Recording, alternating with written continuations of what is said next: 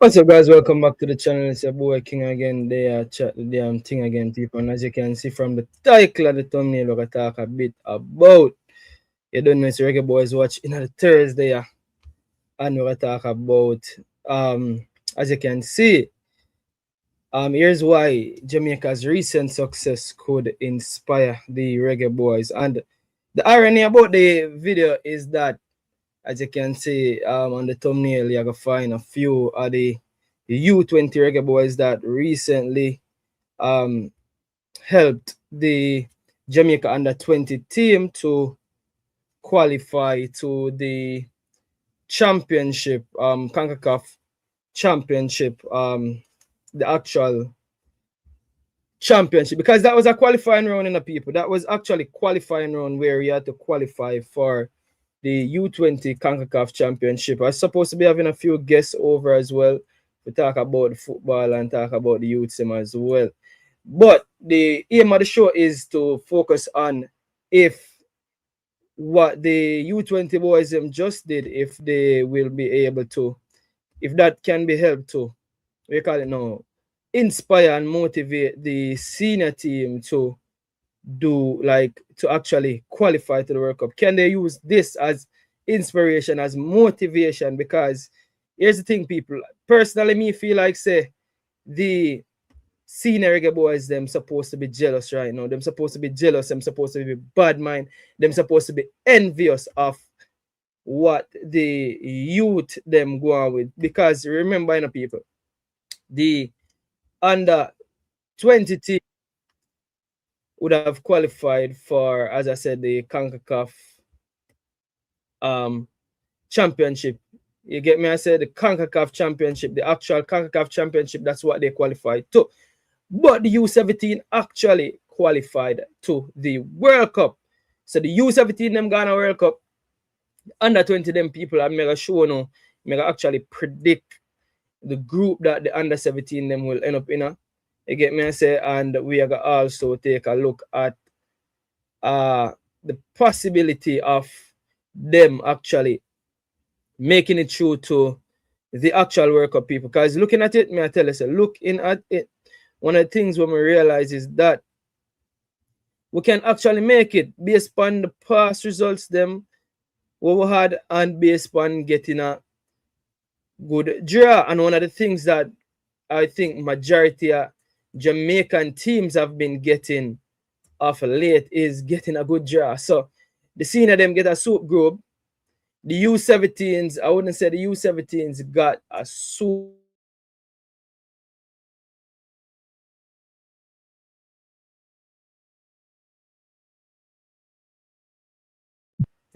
I don't even want to say that we're Canada's bogey team, you know, but it seems as if we're coming up against Canada, we stand more of a chance to beat Canada, as it seems like, at all levels. So let's see if we can do one better again, and Talaga depends upon the draw. Again, for me personally, I think that getting a group with USA or Mexico, it really doesn't matter, because it's gonna matter than the other. I would say the other, it's gonna be 3 groups of 4.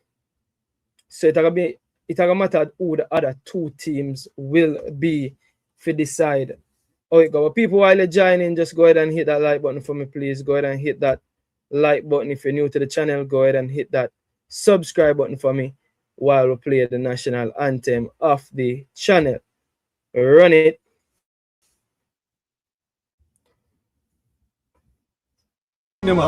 Yes, everyone, in case you for me, big up Pree TV.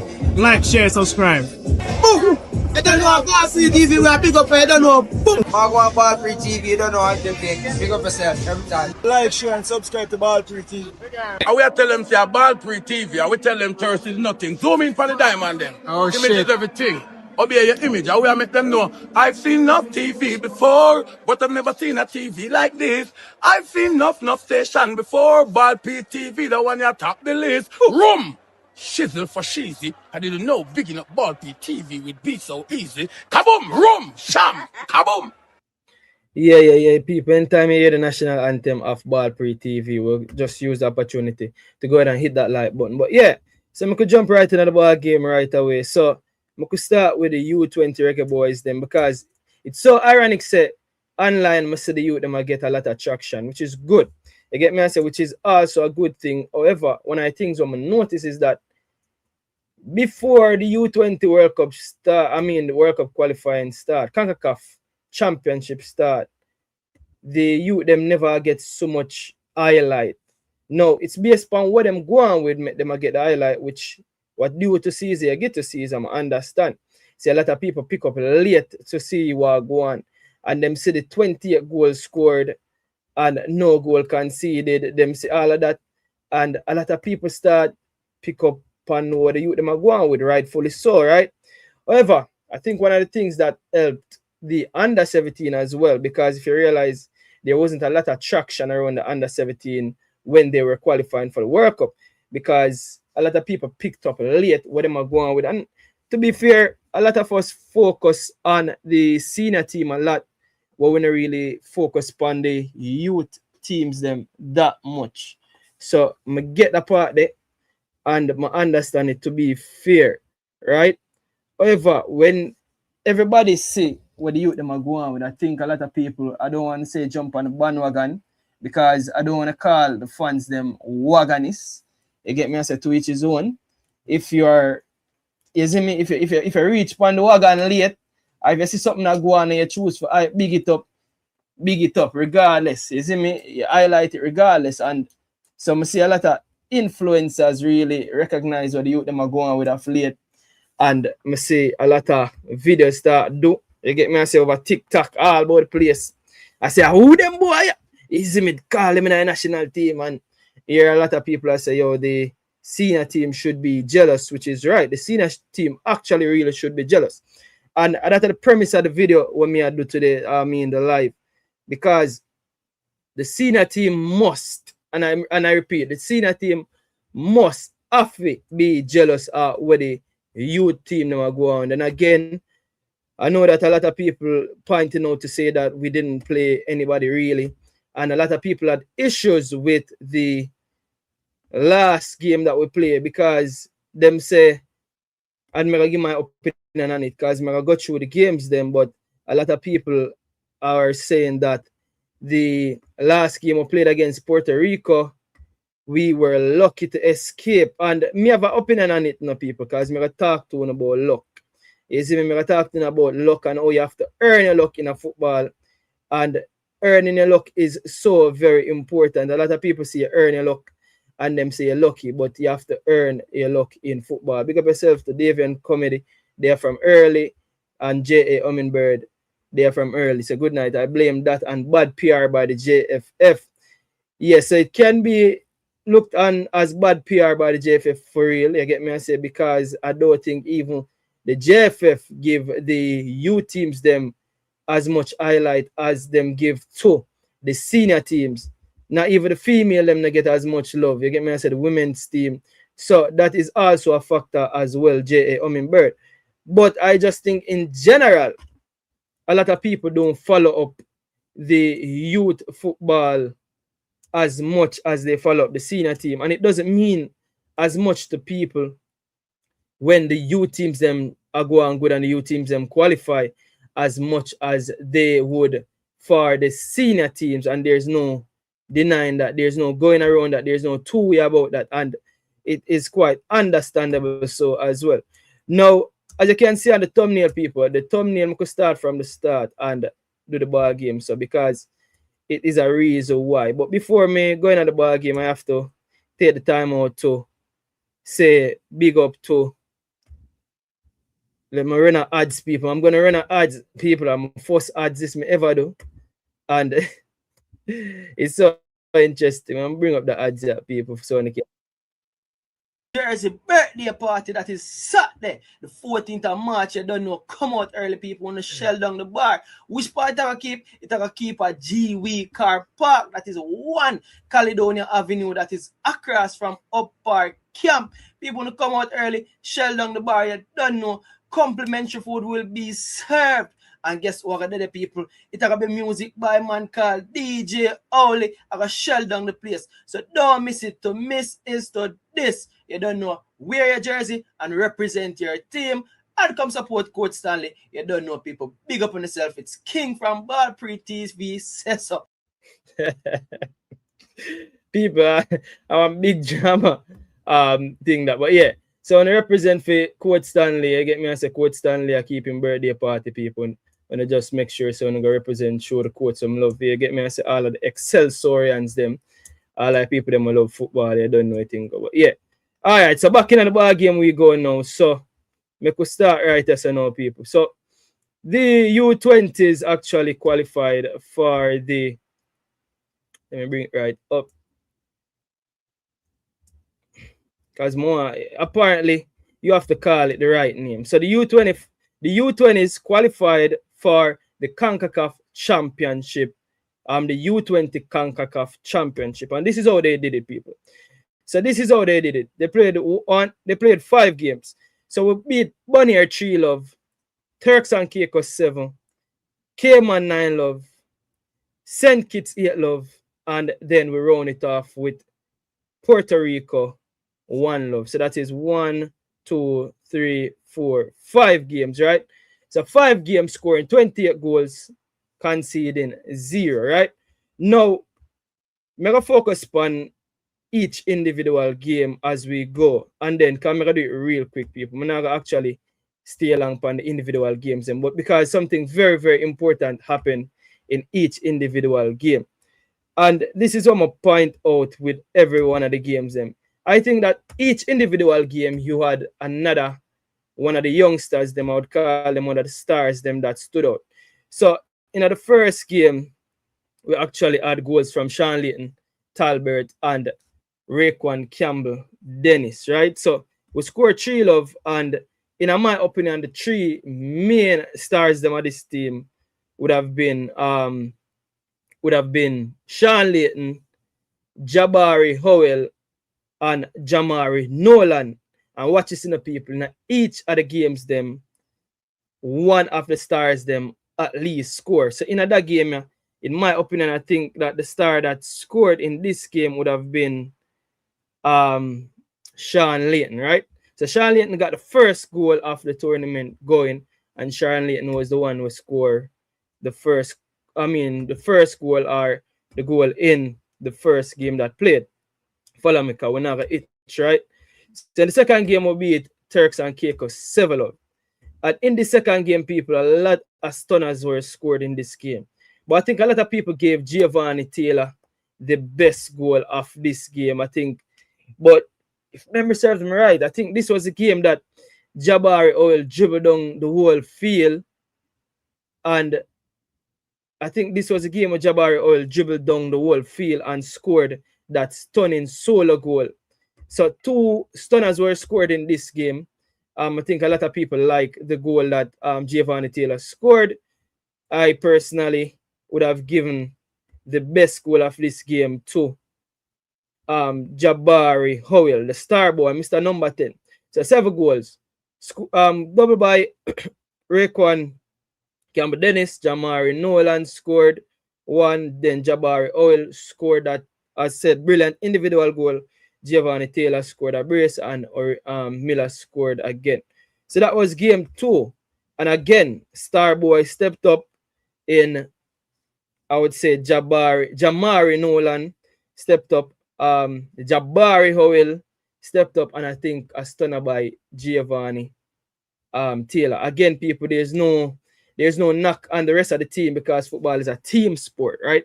It is a team sport, people. Again, remember stop right as I said this. I think it was a great team effort by the whole team. I think from the goalkeeper to the defenders, I think for me personally, me end up know the whole of them boys. Yeah. I never know them before, but after being here, after watching this tournament so far, 5 games, me end up know each and every one of them. And I think each and every one of these boys actually made me proud. They actually made me proud watching them, right? So I have to give it up to the boys them for say, yeah, each and every one of them actually put in a shift, right? Now, the reason why me point out the stars them, the actual stars them, in my opinion, because I think that in every team, you have to have a team, you have to have a structure, right? You have to have togetherness, because for your team work, each part of the team have to work. And I think that was what's happening. I think the defense worked. You get me? I say conceding 0 goals, you have to defend as a team, and you have to attack as a team. Don't get me wrong.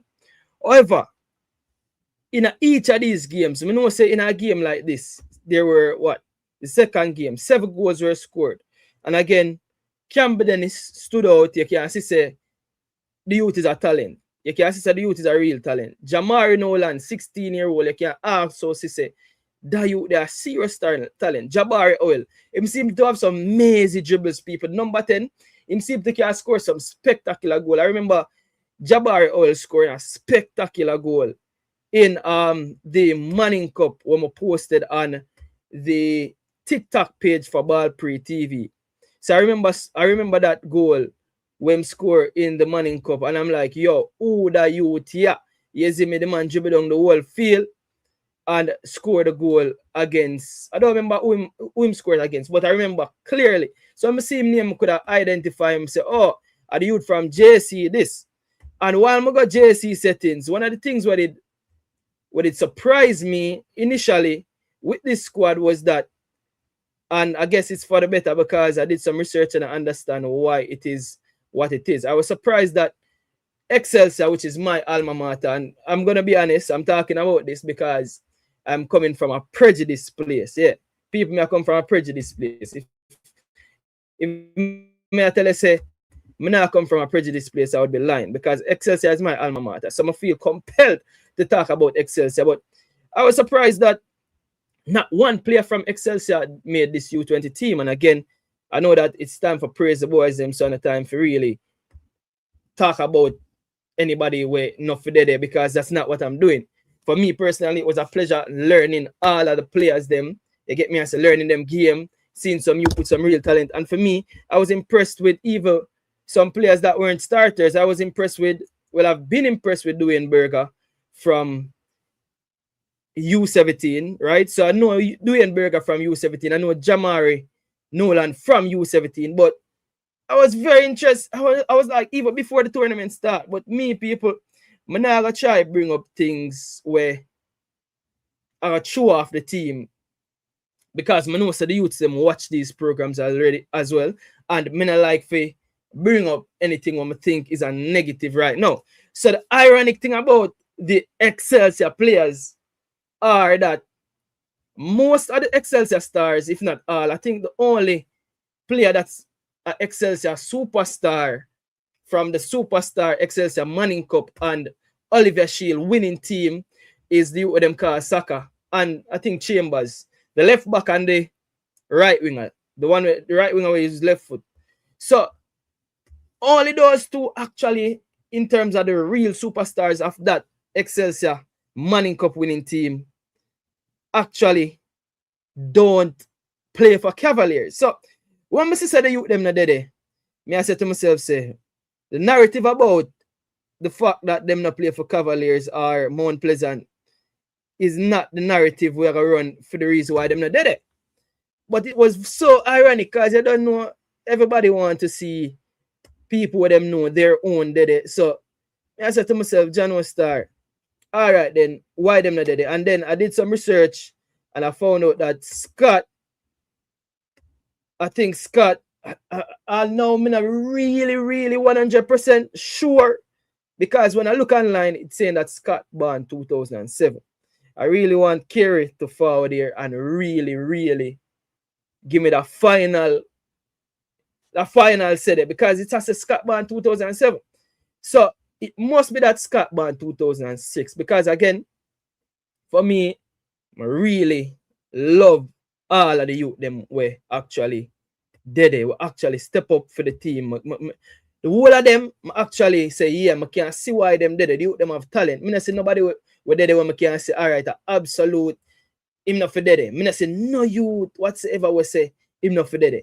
The whole of the youth them was a pleasure for get to know them, in all honesty. It was a pleasure to get to know them. So I can't say, yo, that youth enough for dead him, yo, him not for dead, or him get there, him can't play. You see me? There was no one of the youth them I can say so. However, in the same breath, I still did ask, yo, Scott, because I think Scott was the winner of the Manning Cup. Him scored the winning goal for win Manning Cup. And in my opinion, he would have been one of the better players them right throughout the season. I don't know if he finished as, I don't think he finished as leading goal scorer. It was between him, I think, and Sean Layton, if memory serves me right.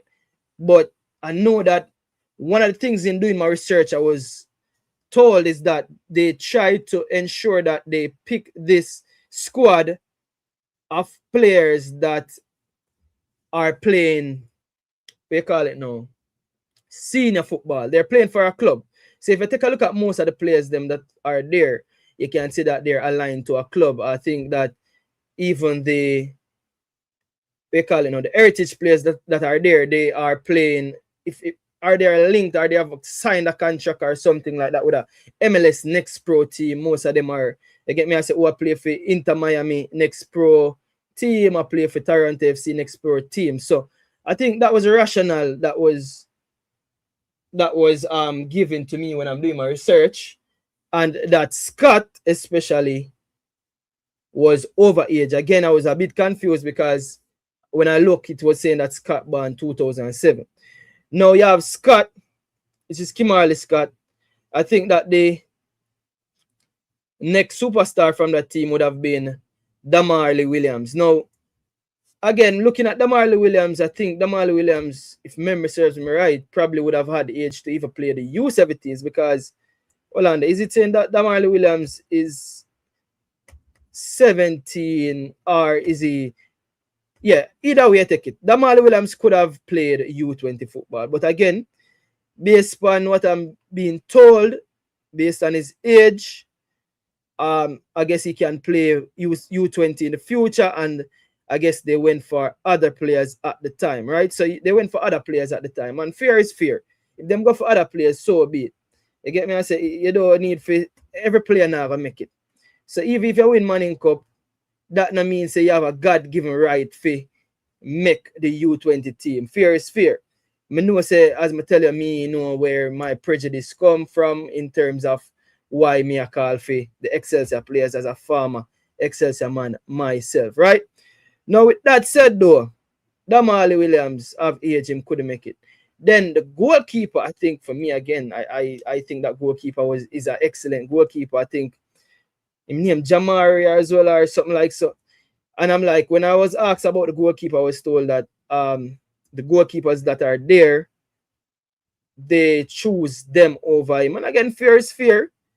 If the goalkeeper them did it where they make it over him as well, nobody has a God-given right now because they win Manning Cup, and not because I'm not sure about their numbers, how much minutes they would have played at club level. I don't know how much games they would have played at the club level, so I don't know. Anyways, so you had, and then you have Terrence Williams. I think Terrence Williams was showing that in born 2006. So Terrence Williams is the Manning Cup captain. So the captain, I think, that win Manning Cup, he wasn't there. So age, I was told for two of the players them, and then the other two players that had age, I guess they just chose other players. Fine. But the narrative can't be said that the reason why them chose the other players is because of the club with them there. No. Cavaliers, the whole of them there. So if a narrative are going to run on them for say the club with them there, I don't think nobody will get up and say, because them they are Cavaliers met them the day night team. Even though I heard CC one time saying that because players are going to miss out because them they are Cavaliers, because I guess they don't want a narrative to say that the team full of a Cavaliers players. So I'm in a business about that. But back to the ball game now, as I said now. So the second game, I said that two stunners, 7 goals scored, and 2 of them are absolute stunners. I think Giovanni Taylor, one-time volley, was an absolute stunner, and Jamari Nolan dribbled down the field. So again, the superstar that I would say step up the second game would have been Jabari Howell, not Jamari Nolan, Jabari Howell. Jamari Nolan did score another game there, but in terms of a great goal, I would have give it to the goal of that game was Jabari Howell. Now, in the 9-love victory against Cayman Islands, Wilberforce scored, Giovanni Taylor scored a brace again, following up on his brace the game before. Miller scored, Nugent scored, Nolan actually scored, hat-trick in this game, and Jabari Oil scored again. So Nolan scored an hat-trick, Jabari Oil scored. I guess the only one of the superstars them that scored a game would have been Charles Layton. Because for me, people may have the 3 out-and-out superstar of the team. Nolan, Howell, Layton. Now, the ironic thing about this is that the third goal of Nolan's hat-trick was a stunner on the edge of the area. So he actually scored a real stunner in this game as well while he was getting a hat-trick, right? So also, again, we said the superstar them stand up when they needed it the most. And again, it's the type of goals where them score people. So it's not about scoring. Yes, them a score a bag of goal. Yes, everybody I get on the act. But it's the type of goal where them a score people. The type. And then on fenke pia goal a score. As some stunner. Each game you can pick out a stunner. People, you know, say, I'm gonna actually take the time out when I time them and do a compilation of the great goals we score. I know say it's only St. Kitts. I know say it's only Bonnier. I know say it's only Cayman Islands. I know. But it's the quality of goals them we have scored. You get me? I say so. The next game now, 8 Love, St. Kitts and Nevis. Charlotte against Starboy. Watch it. The 3 Starboy them were the 3 first goal scorers. Charlotte, Jabari Howell, Jamari Nolan. Campbell is getting on the action. Charlotte again scored. Jamai. Dennis actually scored a really good goal in an embrace in that game. So I think the goal of that game would have come from Sean Layton, people. I remember Sean Layton bucked on that one and crack it off for him left foot. Sean Layton really scored the goal of the game for that one, if we can remember it. Again, I don't have the goals them, but again, just for show you people. Just watching the youth them playing every other day and getting a stunner each day when we can live, where the stunner them can live rent-free in my head. A rent-free them stunner they are living in my head. Another game, that Sean Layton goal, I always remember it. I always remember saying head down the ball. I don't know if him did touch it on him chest, but remember say him put him left foot through the ball. In the top bins, in the pigeon that one they reach. I always remember that goal. But I think Jamal Dennis actually came off the bench and scored a really good goal in that game as well. So the Star Boys them step up, and that is one I think where my Afi identify in this qualifier. And then look at these people. The final game of the group, Puerto Rico. When the Reggae Boyz needed a goal the most, one of them superstars stepped up and scored a goal deserving of qualifying to the next round, of qualifying his team to the U20 CONCACAF Championship. People, the goal where Jabari Owl scored in this game is nothing but magisterial. If what the commentator name will comment on Messi, what them say the Messi commentator, what him name again? Ray? What him name, people? Tell me in the comment section. I think I Ray something him name. If him that commentate Panda goal, people, and I tried my best when I was doing the watch along. When that goal score, I should have really edited it and posted the commentary, because that goal was magisterial, people. A defender was on the line. The man put it over the head of the defender will jump. The keeper could reach it. It was a goal worthy of winning any game of football. And it's a reason why I'm going to skip to all of the games and I'm going to talk about this last game in general, because a lot of people has been complaining, and one of the things I realize is that I think that I understand the complaints, because I don't want to make it look like the complaints them not valid. First and foremost, the complaints them understand where they're coming from. Me watching the game myself, I wasn't nervous. However, I was a bit edgy. You see me, I was a bit edgy knowing that one red card, one penalty, one mistake could have led back Puerto Rico in the game, especially when Puerto Rico start throw the kitchen sink at us. But this is one of the things I think I can take from all 5 of them games. And don't make this fly over your head, people. Don't make this fly over your head. In every single one of these games, me tell you say, we have 3 superstars in this team. Sean Layton of Phoenix Chapelton Maroons, Barry Howell of Mount Pleasant, and Jamari Nolan of Toronto FC. Them 3, they are the 3 superstars of the team. And in every single one of these games, 1 out of them 3, they step up and find the back of the net for we. And not only find the back of the net, find the back of the net with a super goal. So when you need one of your superstar them the most, the big name players step up and get the job done. And that is one of the things where the senior team them need to take a page out of them youth book. I'm a superstar in them own right. Because again, I know say there be the people them out there say, King, don't overhype the youths them too early. I'm understand where I come from with that. I know say even now more than ever, and it's I have to say it. The youth them almost a superstar in them own right, in them own age group, amongst them peers. Them have a long way to go for be the finished product. Them in themselves and the people around them supposed to tell them say they're talented, but talent alone get you only this far and no more. The hard work needed. So I'm a superstar, I tell you say them are some finished products.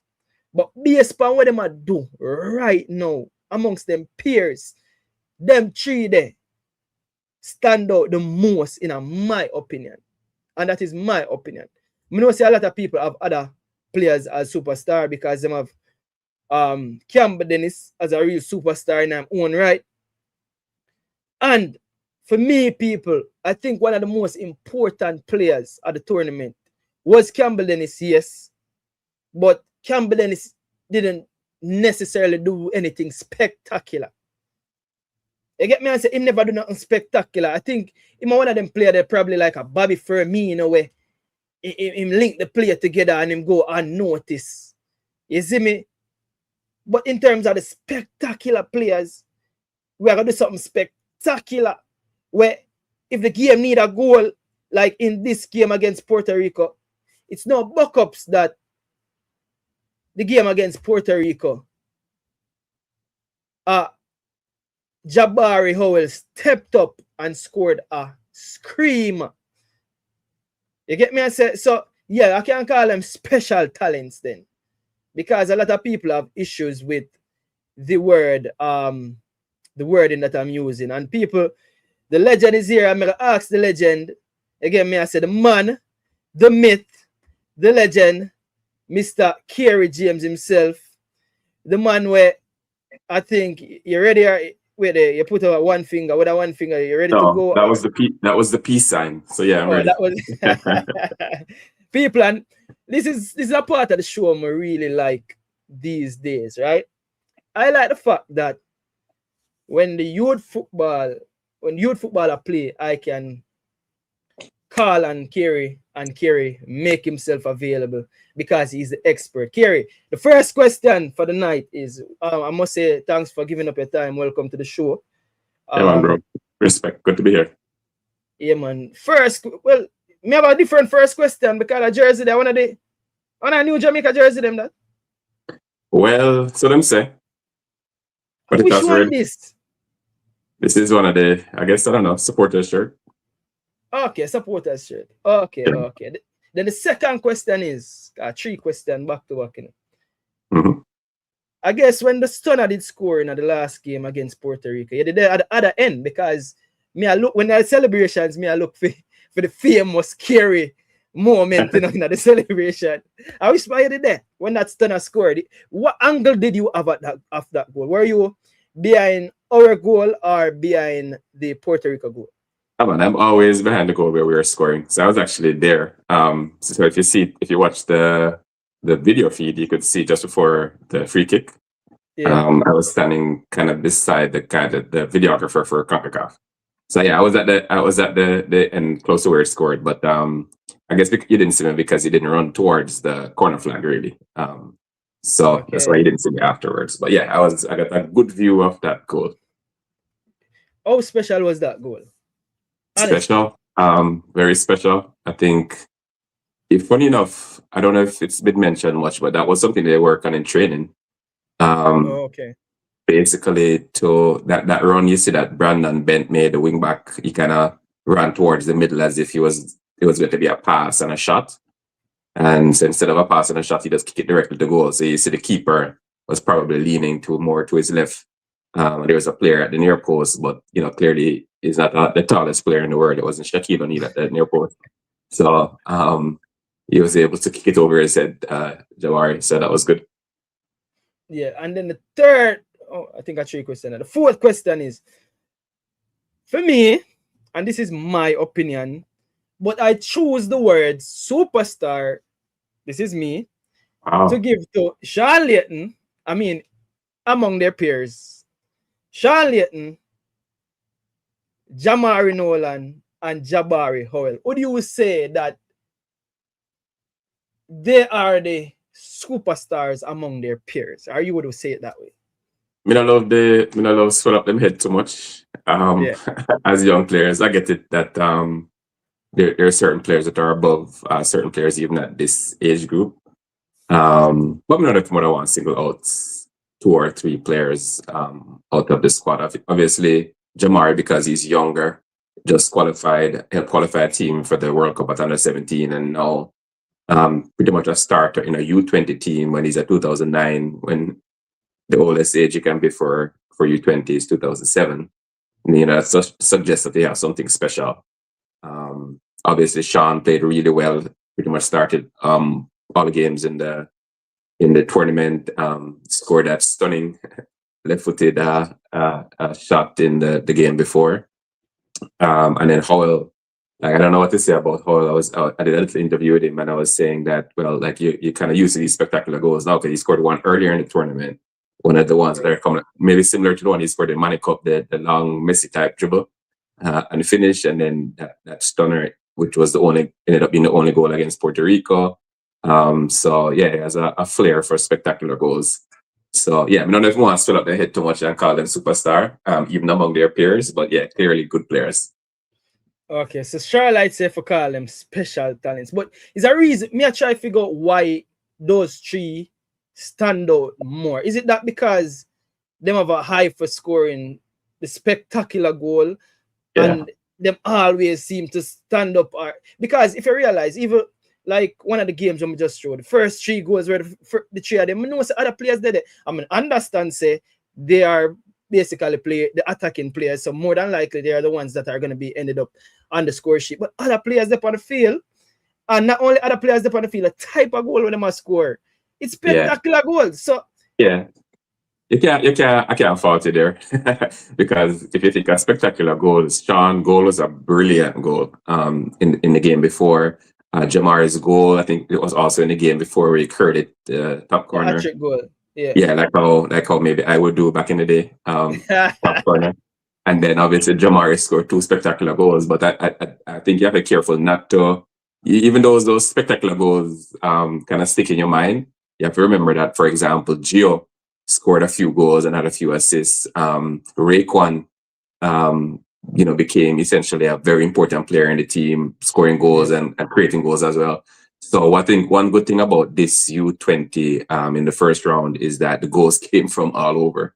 We had a lot of players score. We had a lot of players create goals. Even Chin came off the bench and scored a couple goals and created some goals. Santana came off the bench and scored and created a couple goals. So it was a very balanced attack, I think.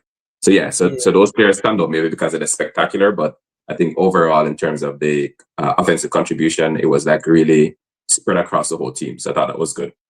Yeah, and then again, as a unit, they defended so well. So a lot of people criticize the Puerto Rico game to say that, one, they thought that the changes were made too early. So I think they're saying that it kind of gave Puerto Rico a foothold back in the game. But that's not how I saw it personally. You were there.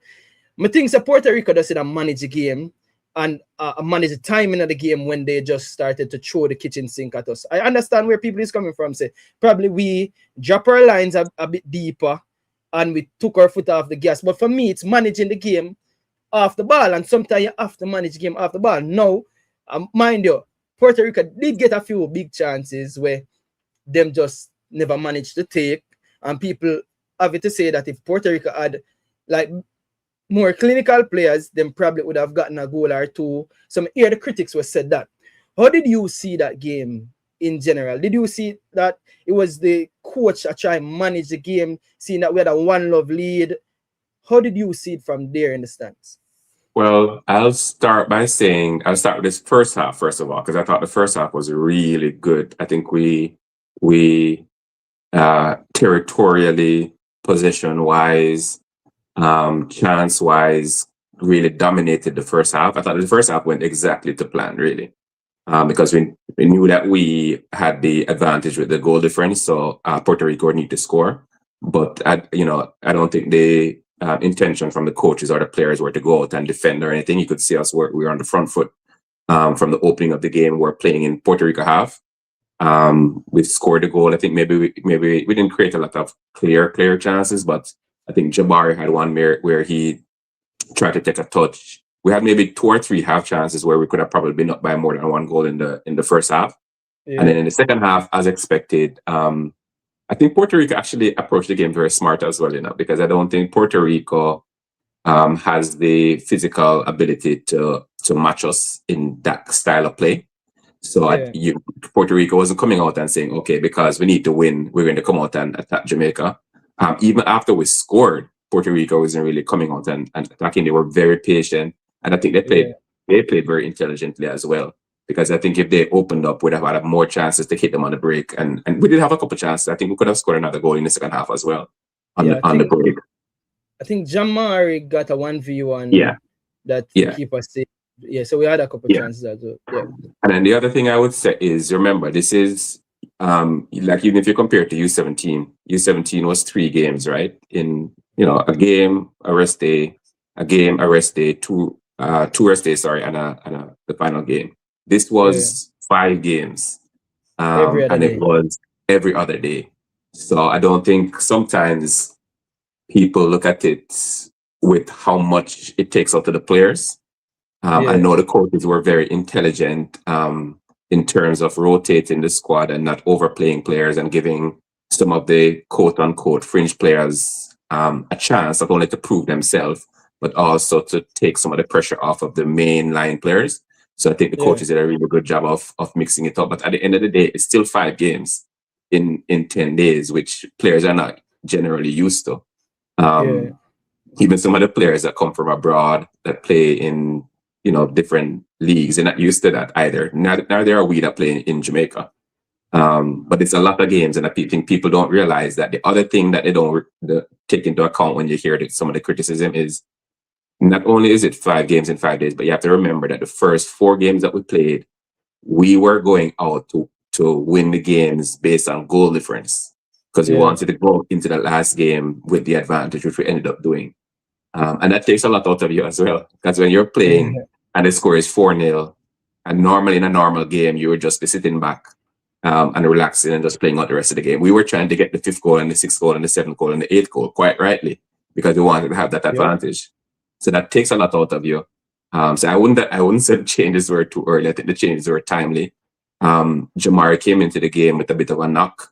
He wasn't 100% sure whether he would start the game. So he came out probably earlier than he normally would. But I think that was partially due to that knock that he have. And obviously we have a very good player in Gio to bring on in that case. And I think we made the changes as the coach saw fit, because the players are doing a lot of running and they've done a lot of running throughout the tournament. So you're going to need, for example, the wing players, came off and made way for other players, for Chin and for Jamoy to come and do some additional running, both attacking wise and defensive wise. So I didn't really see it that way. I thought it was just a matter of Puerto Rico approaching the game really smartly.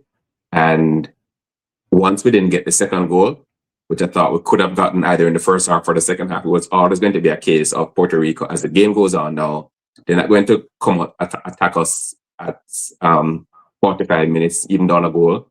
Not at 55, but maybe at 60, 65, 70, when they realize they're going to have to score 2 goals, then they're going to start throwing players forward. So if we don't score in the counter attack, it's almost inevitable because they have quality players too. All of their players, these are MLS Academy players, just like some of the ones that we have. So they have a lot of quality players to play that style. And once we didn't get that second goal, it was always going to be kind of a little bit nervy. They didn't create any, I don't think, clear chances, but they created 1 or 2 half chances where I thought if we had just scored 1 of the goals in the counter attack, would have killed off the game, but it didn't happen that way. Yeah, definitely. That's how I was viewing it as well. And now when I talk about the defensive side of it, because again, as I talk about that game, I think Puerto Rico had a few chances. Again, people say if them did more clinical. Again, probably if they were more clinical, they probably would have taken 1 or 2. However, yeah, but what I would say before you continue is if we were more clinical, we'd have probably scored 3 or 4 goals as well. So you can't look at it just on the one side. Yeah. But I'm glad they say, because that's literally what I was going to say. That's how people always look on the glass half empty. Oh, yes, them be more clinical. But what if we were more clinical? That's just football. And again, in football, people might think it's luck, but you have to earn your luck. You have to literally put yourself in a place where your luck is being earned, quote unquote. And again, speaking about the defensive side of the game, because you hear me just call them superstars, and people say, I'm not call them superstars, and rightfully so. Defensively, as a team, I think we defended well. And the defensive unit and the goalkeeper, Grant. How good is Grant? No, seriously. How good is Joshua Grant? Honestly. Well, I think we know a lot about Joshua Grant, right? Because Joshua played U17 for Jamaica in that tournament in Guatemala, and then he played U20 as a player 2 years younger. So the reason that Joshua is in this team is because, well, the reason he's playing a second time is because he made the squad 2 years ago as a player that was 2 years younger than all the rest of the players, most of the rest of the players. So Joshua, we already know his quality from 2-3 years ago in terms of the Jamaica team. In that game against St. Kitts, for example, even though we ended up dominating the game and scoring a lot of goals, there were a couple moments where St. Kitts got a couple chances and he had to be called upon. And in this game against Puerto Rico, again, I don't think they had many clear-cut chances, but they had 1 or 2 half chances where he was there when needed, and that's his job, right? Most of the tournament, he hasn't had much to do, to be honest with you. We defended well enough where it's not like he had a barrage of shots to save, but when the team needed him, he was there, and that's what we expect of our starting goalkeeper. So yeah, very good. One of the leaders of the team as well, and glad for him. He got emotional after the game at the final whistle. So I think it was a good tournament overall for Joshua. Obviously, John I also got a game in the 3rd game and kept a clean sheet as well. So happy with the goalkeepers. Yeah, and then again the defense line as a whole, like Bent have a cultured left foot. First time I'm seeing the player as well playing. And then we got to see a marauding right back. Name Van de Wettering, right? It's Marlon, yeah. What nickname? Because he's a marauding right back in a Cafu style right back. Yeah, I think he was desperate to get a goal. In the last game, he was denied by the woodwork, weirdly, because the ball hit on the inside of the post and actually came back out. So he didn't get the goal that he wanted, but he created a lot of good chances. He got a lot of assists. So a very good find. I think he plays for Eindhoven in Holland. So very good find for the team going forward. Not only the youth team, but yeah, you never know. Eventually, maybe the senior team at some point. Okay, and Eindhoven is different from PSV Eindhoven, right? Yeah. Or is it their youth team? It's not their youth team. This is Eindhoven FC. So he plays actually for the first team of Eindhoven FC. So it's different from PSV. Okay. I need to do research. We see. Probably I'm playing at the 2nd division. Probably. I'm gonna check it out. Yeah, he plays in the 2nd tier of Dutch football, and he plays for the adult team for the first team. Okay. I hear that people, so we'll learn. So what nickname? I'll give a nickname it. I don't know. I don't think so. I think he's just Marlon. Marlon, all right. Yeah, I remember Marlon was kind of late to the he only came to that very last camp before the team was selected. So I don't know if they never have time to give him a nickname yet, but he's very much fitting into the team and the culture and gimmicks in everybody, and is kind of an entertaining kid. Yeah. And then the defense, the center half pairing eventually, because man basically I talk about the eventual starters, but if memory serves me right, Talbert would have started the first game along with Kai McLean, right? And then as we progress, it was Dennis and McLean eventually became the starting center half pair. And I think I should say this as well. Joshua looks like a ball playing keeper. Him look like him can use him foot. I know that people, I must say this again, because I have to caveat this every time I say it. Me know the youth them still a develop. Me know them on a finished product. Me know say them have ways to go. But as I say, in terms of their attributes, him look like him can use him foot. Him look like, because he look like him, I don't want to say delay before making the kick, but it look like, you know, him not rush to make the kick, basically. It look like him can use him foot. And so were they, especially two center half, them look like them comfortable on the ball for the most part. Kai McLean, McLean name, right? McLean, yes. Kai McLean and Earl Dennis. As I say, as the tournament went on, I got to know these players, people. It come like I know them. Game by game, me I know them better. You get me? I say, and the center half pair, I think they complemented each other better. Not better, complemented each other well. I didn't have an issue with Talbert, I guess. I don't know why I'm there. Probably you can speak on it more. I think it's just a coach's choice, I think, because I think they're all good players. Obviously, Deshaun played really well in the games that he played. We didn't consider whole tournaments. So obviously, the center backs are doing some good things, and the goalkeepers that we use are doing some good things. Earl came into the squad essentially as and in these tournaments when you have 18 outfield players as opposed to 20 or 21 or 22, outfield players is 10, so 10 times 2 is 20, so 18 is less than 20. So that means that you can't really have 2 players for every position like you would have in a big squad. So you have to have players that can play multiple positions, like Chin or Miller can play as a striker, or he can play wide. Earl can play right back, or he can play number 6, or he can play center back as he did. So he came in, and the game that he started, one of the earlier games, staked his claim.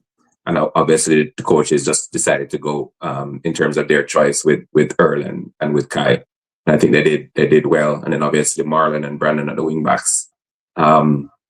Very interesting type of wing backs too, because both of them good going forward, but solid enough defensively. So yeah, I think the back four and the goalkeeper were very solid. Yeah, and now coming on to Owen Jump, honestly, me never must say I saw the man cool like Cucumber. Do you have any nerves? He look like him. People come like him. I don't know if it's a personality thing. I don't know. He just is a very cool guy generally. He come like you can't press him. People, and again, I'm not even gonna say it because I know people are coming for me in the comment section. But me gonna say it. People, you know, Busquets composure. Jeez and peace, man. I thought you were gonna say he's an ex-Pirlo. Pirlo was the name, you know. Pirlo was the name of me use and commentary, you know. Oh, really? I swear he was just so calm, so cool, and his passing range. Like he might do it for the fun night again. Probably I can say we're gonna see when time him come up against higher ranked opposition for see if he might get as much space on the ball. But given who he was playing against, me think him that show off out there. Me think him just nobody got near him, and people they used a spray ball left, right, and center. He was so calm. The man cool like Cucumber. Oh, and jump. No, sir. But yeah, these modern number 6s, right? Where the number 6 is now like a creative player, as opposed to back in the day when I was playing when the number 6 was the destroyer. Gattuso. Yeah, Gattuso. Yeah. So yeah, cool on the ball. I must say, a lot of these players are coming from U15 in terms of Jamaica representation. So you have a lot of these players that actually played in that 2023 U15 team that did very well and got to the semi-final. So if you think about this team, the oldest you can be to play U20 this year is 2007. We have more 2008s and 2009s in this squad than we have 2007s, which is a kind of a rare thing, I suppose, because you'd always generally think the older players are going to be better. But obviously, the coaches looked at a number of 2007s and 2008s, and in a couple of cases, 2009s, and just decided these were the better players. So it's good to see, even with younger players, that we're doing so well. Yeah, and then so here's the thing, people, and this is where I'm gonna stop the show again and give Kerry some flowers. Kerry, I must say, big up to you, especially for what you have done for the U team, especially. I don't know about the senior team. I don't know if you're scouting for the senior team. I've never heard that before. And I need to ask you right now, have you ever scouted for the senior team? That would be news to me. So that would be news. Yeah. we have some senior team players that maybe, but they came to the U team first, not to the senior team directly. So no, I don't scout for the senior team directly. No. Okay. So people, Kerry, as we all know, we have to give him flowers because you, sir, you do this for the love. I swear you do this for the love because I've never heard that the passion we have, I can't see it. You get me? I say, I can't see the passion we have, I can't see you do this for the love. And you're not a scout by trade. You never got a school for scouting and have a scouting certificate. I'm not really a scout, period, to be fair. You're not really a scout, period, Scout is a strong word. So he's not a scout. So for all those who's asking, Kerry is not a scout. Kerry is just a super fan. We love the game. We have a understanding of the game. And again, of late, I see coach. Because what day I see a post and I'm seeing you giving some motivation. I see you in a huddle. Are you a coach? Do you have coaching badge? What do you have a coaching badge? I do actually, yeah. So my you never knew I was I have a coaching background. So like before, like I've been working with the U teams in different capacity for last maybe year and a half, 2 years. Starting with the U17 that played last year. So I tend to be away a lot with the team, whether it be camps or whatever. So last 2 years I haven't really coached. But before that, yeah, I have a team. I have coaching badges. I could where could I coach? Premier League? What does Premier League require? so yeah, the JPL. JPL. I think them said JPL you favor. I'm be enrolled in the A. Okay, yeah, so wait. I'm not enrolled in the A, but I would otherwise be eligible. People not hear this, me never know this. So you see, it is more than a fan. People, that's why the man know the game. And that is why I'm the have to ask you. You know the game because again, you never just leave it up to just general knowledge. I guess you saw the need for go do some kind of badges and see the people. The man have him some kind of badges. Him saying probably have a B license. But my question is, you do the equivalent? Is Jamaica do it or CONCACAF? No, in the US. So I've lived in the US since I left high school. So I've been in the US in Miami here for a long time. So yeah, I coached here for a long time. Both in high school, I had my own team, like an amateur team. Still do really, but because I travel so much, it's not really feasible to have a team in a league because I'm away almost every weekend. So, but yeah, I have a coaching background. Fake coach. So when him there at that about fake coach, this man is actually a coach. People, this man is so mysterious. The man is probably AI for two people. The man is probably AI. So it's glad for you to say actually have coaching badges and you're actually a real fake coach. As you want to say, because you call yourself a fake coach, but he's a real coach. Coach Kerry. So never start calling Coach Kerry now and not only a super fan. But that's weird because that's what people call me generally. Like before Coach Kerry getting involved with the national teams. Yeah, Coach Kerry. Yeah, I've heard people calling a Coach Kerry, so but I never know the background because I didn't know that you have a coaching background. I didn't know that you're actually coached for real. So no.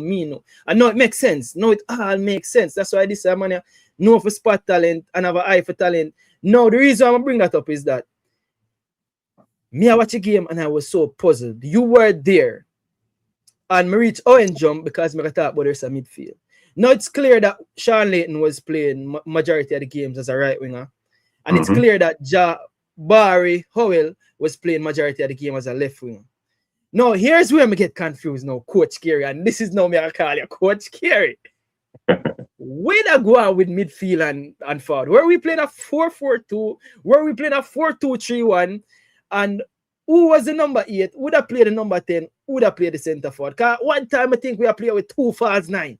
And I was confused. One time I see Raycon Campbell play false 9 along with Nolan. I mean, I said, can you play 2 false 9? What really that go on out the pan field? I guess it's the closest formation. I think you would maybe call it a 4-3-3 because it's generally jump at the base of the midfield, playing as a 6. Yeah. I think in the game against Puerto Rico, who did we start? We started with Rayquan, right? So Yeah. Jabari was playing inside with Rayquan, and then Jabari started as a forward.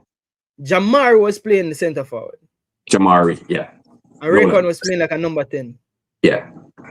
Okay, and then that means and then you had Hoyle was Claver. playing like a number 8.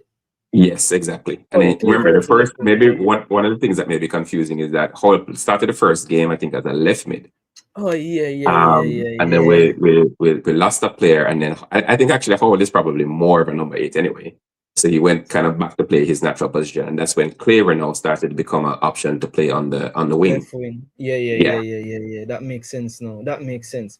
Because one of the time is that you could have clearly see that the one dropping for the ball, picking up the ball in midfield was Rayquan. So I was like, where's Rayquan actually playing? And then you could see a point, man, because Jamari doesn't play centre forward like we call it now. Like he's not a striker. Yeah. He's not a so that's where it was a bit confusing. So he almost play like a false 9. So it kind of weird. So that's where he plays. That's where he plays for his club. Actually, the couple of games that I've gone to see him live, he actually plays as like a false 9. So he plays as the furthest player forward, but he's never like always just like that beside the centre backs. Him drop a little bit deeper, which is why it may be a little bit confusing for real because Jamari drops deeper. Rayquan, whether you want to say Rayquan and Jamari are playing as 8s, or whether Jamari is playing as an 8 and Rayquan is a 10. I don't think it really matters what you say. Just how it matters like how it actually shows up on the field. But and then Rayquan obviously loves the ball as well. So sometimes he'll drop a little bit deeper to get it. But I think that was kind of the setup. It probably looked more like a 4-3-3 than a 4-2-3-1. Okay. Because I was a bit confused. But I know for sure say I don't think Jamari is a number 9. I think probably you can say the most him do a false 9. I think he's more suited as a number 10 eventually, playing with a number 9. So which is where he played for the U17, right? Because Kelvin Brown was a striker, so he played Jamari. As a number 10. So that was kind of confusing. Now the thing is, so the first, going back to, was it the first game? I don't think it was the first game, but going back to one of the first games. Yeah, hold on. Going back to one of the first games, which game Gia scored the stunner? I think it was the second game, right? I think so, yeah. It was a second game. There were so many games. There are so many games that they all seem like the same game, except the last one. So it's hard to tell which one is which now, but yeah. Yeah, I think it was the second game, but Gia, him look like a more out and out number 9 to me. Like him look like somebody will play that number 9 role or stay more inside of the box.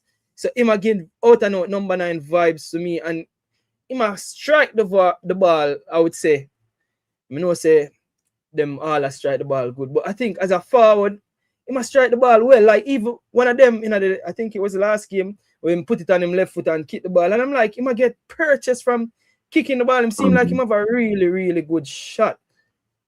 Yeah, I think if you compare him to Jamari, you would say Gio is probably more of a number 9, but I don't think Gio is a number 9. He's not a striker either to me. Really? Because if you think of the last U17, remember the last U17, it was a similar midfield because it was Jump was the number 6. Gio was actually the number 8. So Gio actually played deeper, and then Rayquan played more as a 10. So Gio actually played as a midfielder in the last U17. So the fact that just with the makeup of the team, I actually don't think we have that out and out striker really, because we use mainly Jamari and Gio. Obviously Steamer wasn't here, who would have been the out and out striker that you would normally use or depend on. But in the absence of him, I think the coaches just kind of use the players as they had them, which is Gio up front sometimes, Jamari up front sometimes Gio up front with Jamari behind. Sometimes Jamari up front with Rayquan behind. So just mixing it up depending on what they needed for that particular game. Yeah, but I understand you said previously. So Gia is actually playing no club football as what? Not a number 9? I would think so. The games I saw him play at Arnett, yes, he plays as a number 9 As a mostly. number 9, yeah. But Come and I develop him still don't game. think he's the number 9 that is like, because there are different types of number 9s. There are number 9s that are playing, right in front of the center backs all the time. I want to take the ball off them and spin off them and things like that. I don't think Gio is that type of player. So maybe when he's playing a number 9, he almost kind of, I would say, probably look more like a false 9 also. He kind of plays like how Jamar plays for his club team, which is also as a 9, but not really a target number 9. Yeah, target number 9. What else may I miss out now? Chin, I think Jamai Dennis you call Chin where came on as well, and him No, Jamai Dennis is the one them called Tika. Chin is Oren Miller. Oh, Earl Miller, okay, but Dennis, I think Dennis came on. Earl actually came on and scored some goal as well, but Dennis also come on, and I think he had, one of the game them score a brace, and one of the goal them was an absolute scream. I can't remember again. So much goals, but yeah. But Dennis, what else me I miss out? Yeah, because me end up know the name them over time. Miller, Wilberforce come on and score. The player who they get red card first? So a player they get red card, right? The player that got the red card was Jamoy. He got Jamoy Dennis. He got a yellow card. I don't even remember how the first yellow card went, but the second yellow card was that the two players were going into a tackle, and the opponent kind of went over the ball. Like if you look at it in replay, the opponent should have really got the red card. Yeah, that was surprising. Yeah, there's no VAR, so it just based on what the referee saw and the support of his linesman or whatever. So they gave him a second yellow card, so he got suspended. Okay, and he missed only one game and then he came back. Yeah. Okay. Yeah, so you have Jamoy, you have Oren Miller, which is Chin. You have Wilberforce that played in some of the earlier games that all came on mainly as wingers, support wingers. Yeah, and I think Berger again, because Berger was one of them who I don't know from the U17 team, and he played mostly in midfield because remember Berger for the U17 and play left back as a right footer. So Berger came on as well. So for me personally, getting to know the players, it's a joy. I'm gonna actually follow all of these players and see where they are by time the actual out and out U20 CONCACAF Championship actually gets underway in the summer. So right, that's what they know. Again, I remember also before you leave the wingers, you also probably want to mention Claver. Claver. Claver, Earl in a way, because we were talking about earlier how Earl, it was really Deshaun and Kai at the center back, and then Earl pretty much earned his way into the starting lineup. Claver was similar, right? Because Claver, I don't think he started the first game, came on and did well, but then eventually he became the starter as a winger. So it was Sean on one side and Claver on the other side. The goal that we scored against Puerto Rico, it was his run and in pushing his body well between the opponent and the ball, and the guy kind of went over him, fouled him just outside the box, and that is how we get the free kick that that Jamari scored. So yeah, did very well throughout the tournament, Claver. Yeah, definitely. Good thing is you remember about Claver, because I can't remember all of them, but Claver. And actually, the whole of them, I can personally say this. I didn't see any player there the way look out of place. Like, yeah, say, oh, comes a player there. So I didn't see any player. I can say, say, the player way off. Obviously, you have some of them were more confident than some of them were more developed than some. But in general, I didn't see a player out there who can say, but a player look out of place. Personally, I didn't. I don't know if you did. No, I didn't either. Because remember, it's 5 games and you only have 18 outfield players. So you need, and the coach is stressed it over and over that you need everyone. So you may not necessarily need everyone for the last game, but you need everyone through the first 4 games to get you to the last game. So all the outfield players played their part. The 3 players that we mentioned, Chin and Wilberforce and Jamoy Dennis coming off the bench mostly. Santana, Headley coming off the bench as well. Headley, yeah. So all of those players, played their part. Dwayne, started the first game at right back when Marlon was pretty much watching and seeing, and then Marlon started, thereafter. And then mix and match, and Berger can play in midfield. He came on and played as a number 6. So versatile player again, young player, 2009 player playing in the 2017. So yeah, man, good to see the players all contributing and towards the success of the team. Yeah. So all right, so I'll move on now. But before I move on, the comment on screen is what I started the show with. Now, I found it very interesting, and me as a former Excelsior man myself, and you know me already, I'm not gonna, I don't like the drama thing, so I'm stay away from it. When the team pick, initially I'm like, I want my Excelsior boys them there. We don't just win Manning Cup. We just win Manning Cup, and none of Excelsior boys them in our U20. So be it. All right. For me personally, God, water under the bridge, I am gonna praise every single player that represented us. I'm not gonna talk about who never did it. Because now what I'm gonna do is I'm gonna watch what they're doing at club level, because again, all of these players, even the ones that were there, gonna have an opportunity to stake them claim for the actual U20 CONCACAF championship.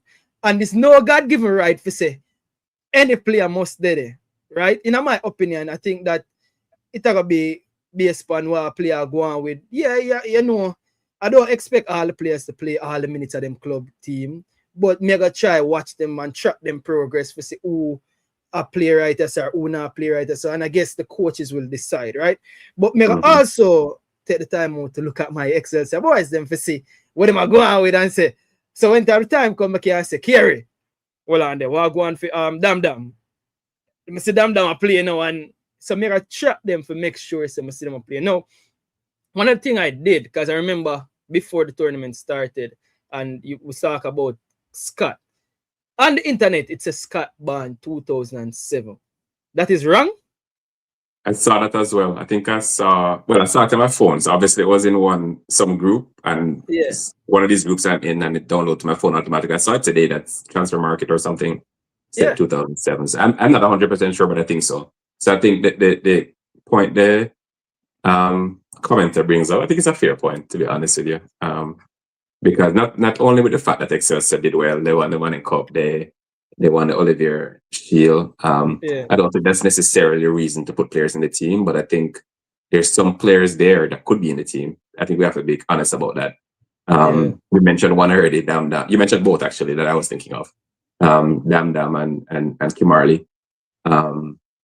Dam is also a player that played last U17. So like a lot of these players like Jump and Earl and Gio and Chin and Kai, all those players were in U15 3 years ago, were in U17 last year. So I don't think, for example, Dam would be out of place in this team.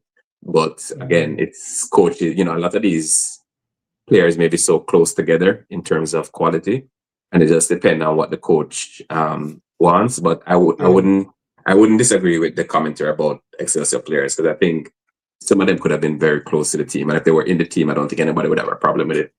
So forget this straight. Kimarley Scott, he have age or him don't have age? I think he does. I think he's at 2007, unless I'm mistaken. Unless I'm mistaken. Because it's puzzling. You know what? You get me curious now. So I got texting right after this. Yeah, man, find out for me. Please find out for me. Kimarley, if you watch a game, because I'm supposed to did make a link and find out, but me need to know. Because to me, I think that, yes, he was the one that scored the winning goal for Manning Cup. Yes, we all saw the moves that they made, because Kimarley, they are Cavaliers. Dam, they are Cavaliers. The goalkeeper, they are Cavaliers as well. For me, again, I haven't watched much of the goalkeeper. Him look very good as well. Well, so I'm missing one other player. What next star with it today? Cavalier? Well, you have a younger one, Tevin, but that was mainly U17. For Excelsior? Oh, you're talking about Excelsior. Yeah, okay. Well, you have I don't know, you have Terrence. Terrence, Terrence is the other ones. Terrence is too old. I think Terrence, it's showing me saying Kivan, but I think one of them is too old. One of them is 2006. I think it's Kivan, I think. And I think Terrence as well. I think based on who see online. Wait, but who the name they call? Is his name Kivan? Salmon? Oh, that him actually, which part there? Does he play for Excelsior? Yeah, no, he play. I think got him them called Saka, the left He foot and went, left. so he was at, oh gosh, I was confused those two. But one of them, two of them were at Harborview, right? And then when the Harborview coach left, Left, think went to yeah, Cavalier. Yeah. Cavaliers. That is Terence and Kimarley. Oh, Terence and Kimar. Okay. Yeah, and I think the keeper was already at Cavaliers, and I think Dam Dam was there, but I don't know where that Kivan. I don't know where he is. So, yeah, I don't know where Saka is, but yeah. So I think the midfielder, the captain is too old. I think based on my research, I'm gonna do that's Terence Williams, and I think Saka is too old. No, Mega Fala. Again, we need to get the information on Kimali Scott. I'm gonna follow him. I'm going with. I'm gonna follow with Dam Dam. I'm going with. So those two. You know what's tough in this because the thing that you just mentioned about following the players, I was just thinking about it. Like if you think of even the team that started against Puerto Rico, a lot of the more pleasant players were in the team. I think a lot of fact they have 4 more pleasant players in the squad, and all of them were in the starting lineup.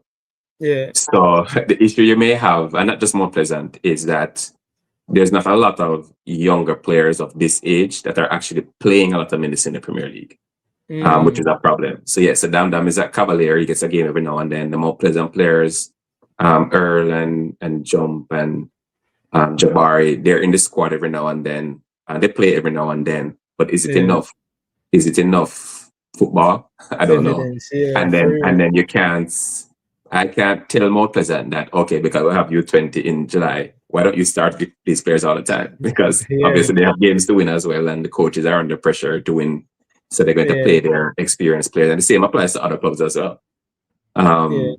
So that is the issue that we find, is that how do we get enough football for a player that's 17, 18, 19 that are attached to Premier League clubs if the clubs think they have more experienced, better players?